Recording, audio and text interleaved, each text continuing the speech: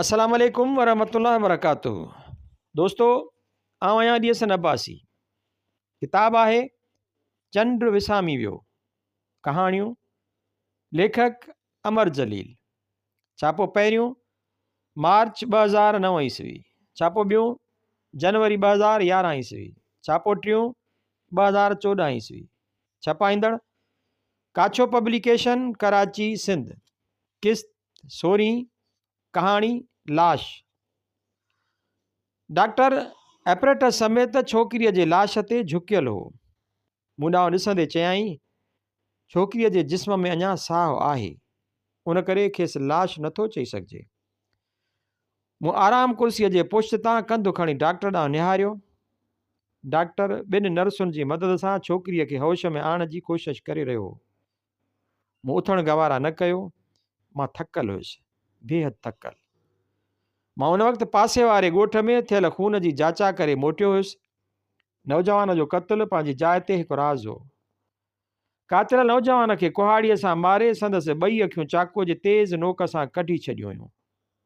क़त्लु वाह जे कप ते थियल हो, जितां कदमनि जा निशान ॻोठ जे ज़मींदार जे ओताक ताईं साफ़ ज़ाहिर हुआ।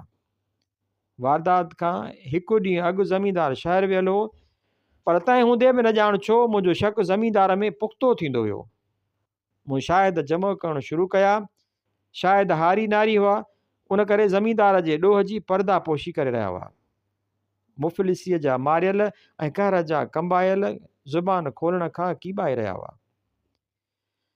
हिकु शायदि ॾकंदे ॾकंदे ज़ुबान खोली त मक़तूल ज़मींदार जे हवेलीअ में अंदरि कमु कंदो हो, पर जॾहिं खां मक़तूल खे मुछुनि जी सावक आई ऐं संदसि आवाज़ु बदिलजणु शुरू थियो त खेसि ॿाहिरि ओताक में कम ते लॻायो वियो।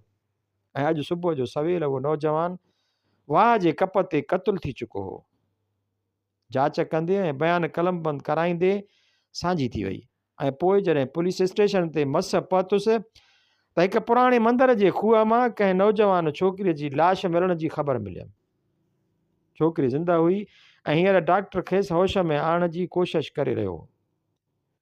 कुझु देरि खां पोइ छोकिरी अखियूं खोलियूं ऐं माहौल खे सुञाणण जी कोशिशि करणु लॻी। डॉक्टर खां नालो पुछियो। छोकिरीअ चपनि में पंहिंजो नालो ॿुधायो। मुशीर लिखंदो रहियो। डॉक्टर खां पीउ जो नालो पुछियो ऐं छोकिरीअ जॾहिं जवाब में पंहिंजे पीउ जो नालो ॿुधायो त मूंखां ऐं मुंहिंजे हेड कांस्टेबल खां ॼण छिरकु निकिरी वियो। छोकिरी साॻिए ज़मींदार जी धीअ हुई, जंहिंजे ॻोठ में खून जी वारदात थी हुई। छोकिरीअ ख़ुदकुशीअ जे जुर्म जो इक़रार कयो। मुंहिंजे दिलि में शक जाॻियो त छोकिरीअ जी ख़ुदकुशीअ ऐं नौजवान जे क़त्ल जो पाण में ज़रूरु गहरो लाॻापो आहे। मूं हेड कांस्टेबल खे इस्पताल में पहिरे लाइ छॾे ॾिनो ऐं पाण राति जी तारीकीअ में उन शाहिद वटि आयुसि जंहिं कुझु न कुझु ॿुधायो हो। शायदि समाज जे लाश जो कफ़न लाहे छॾियो। चयाईं त ज़मींदार जे ख़ानदान में नियाणियुनि जी शादी ऐब आहे।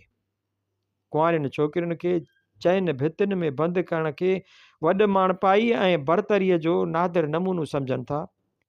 फितरत ऐं कुदरत जे अमर खे आॾो अचण में फ़ख्रु था पाइनि।